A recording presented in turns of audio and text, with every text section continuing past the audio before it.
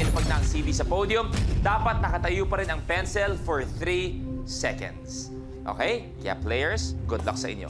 Flying Saucer. The game begins in 3, 2, 1.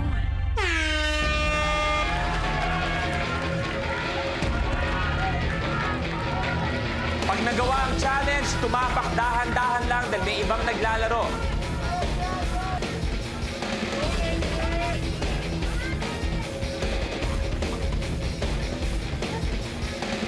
Nanginginig ako eh!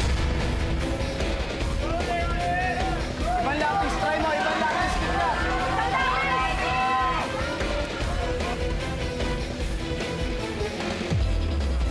Ito na si Lady, dahan-dahan, yung isang pencil.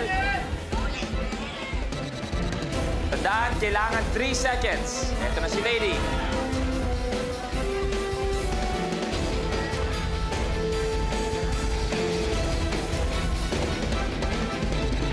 Si Sia, nagsisimula na rin. 3, 2, 1, go!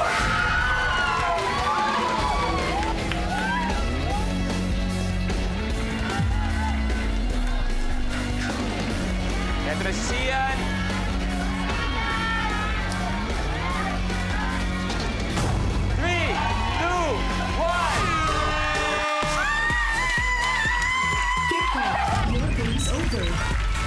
KitKat, hindi mo nagawa ang challenge sa Flying Saucer. Kaya naman for today, KitKat mula sa amin, thank you very much.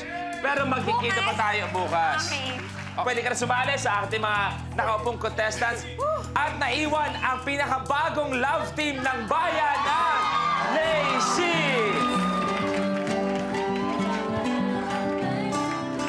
Lady, anong pakiramdam na ito tinadhana? Yung kanina, medyo joke-joke lang. Sa ending, yung lovers in minute, kayo pa magsasama ngayon maglalaban.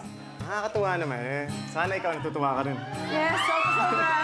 Okay, sila ang dalawa, ang top 2 natin. So ngayon pa lang, may guaranteed na kayo, tig 20,000 pesos! Kaya naman sinong mananaeg kina Lady at kay Sian, malalaman natin yan sa pagbabalik ng Minute to Win It, Last Man Standing.